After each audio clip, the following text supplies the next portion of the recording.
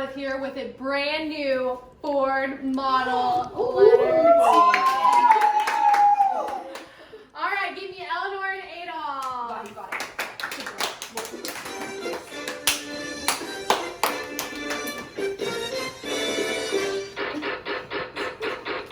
All right, we got the top 6 answers on the board, and the question is, what are some significant events that influenced OT in the 1920s?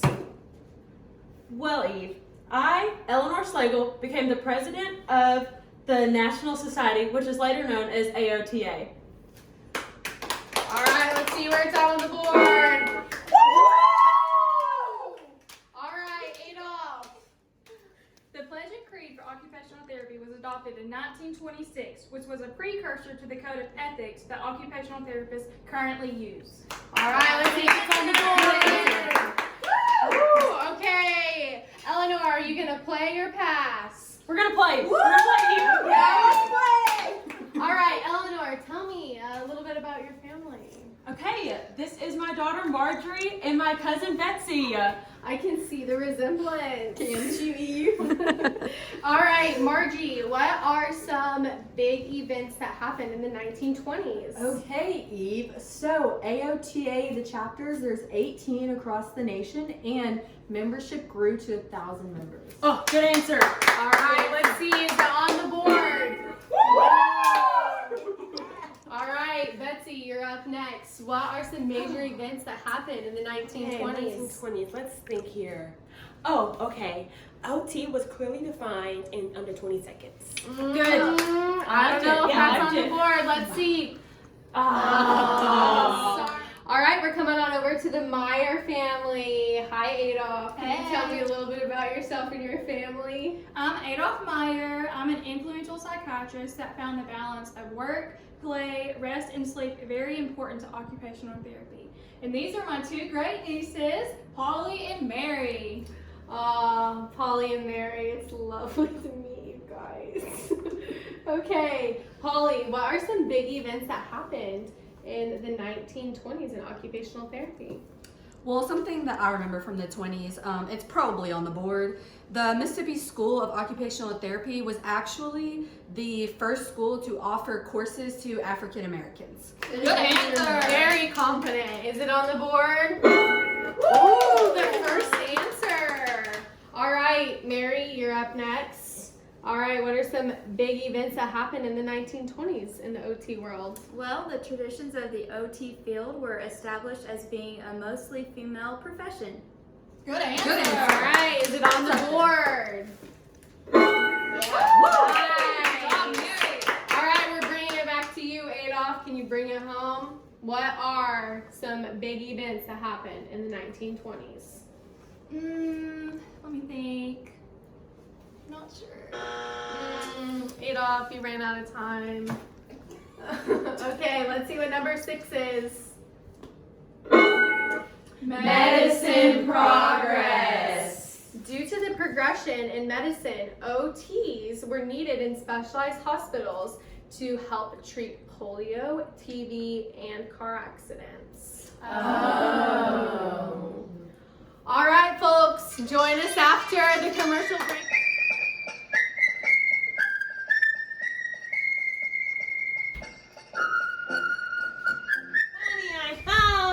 What did I miss? Well, in 1920, women gained the right to vote through the 19th Amendment. Oh, gee golly. Prior to August 18th, 1920, it was a very different America for women. Without the right to vote, they virtually had no rights to their name. All rights were held by men in their lives. So you can vote now. And I will be your Reconstruction aide and help you get to back doing your activities of daily living. Sounds good. Welcome to the Dirty 30s. The Dust Bowl. Let's get to question number 2. Give me Margie and Polly. Go, Polly.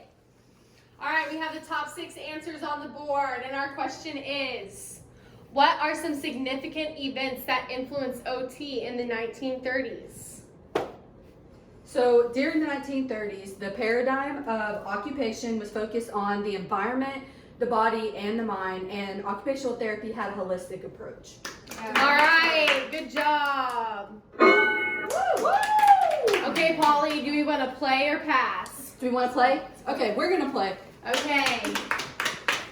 All right, I'm starting with you, Mary. What are some major things that happened in the 1930s? Well, in 1938, to be exact, 5 schools were accredited by AOTA.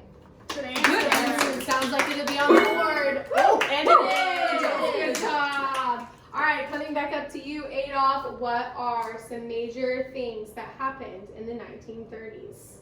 Coronavirus affected occupational therapy, so we had to start using telehealth. Telehealth? Never heard of her. Maybe in like 100 years. Is it on the board? No, it's not. Dang it. Nice try though. All right, coming on over to the Slagle. Okay, Betsy, you're going to be starting us off. What are some major events that happened in the 1930s? Well, the emergence of physical medicine and rehabilitation was reflected in many of the publications and assumed roles in rehabilitation centers. Good answer. Is it on the board?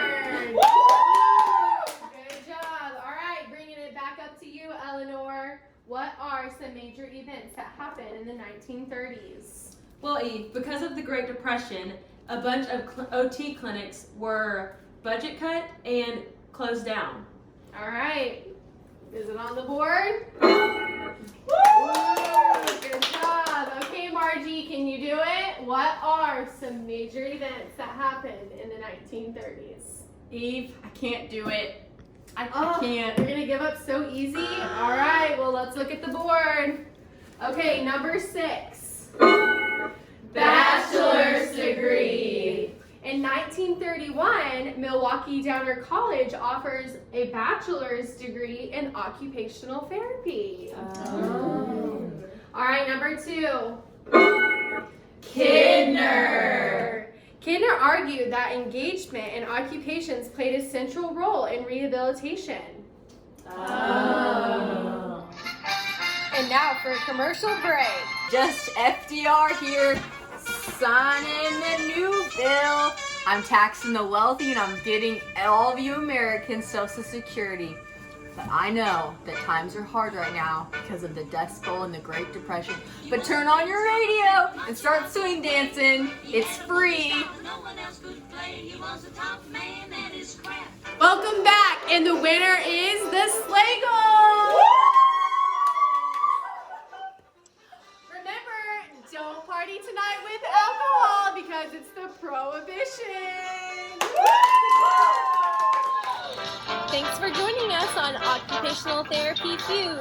We'll see you next week as we go through the 1940s through the 1960s.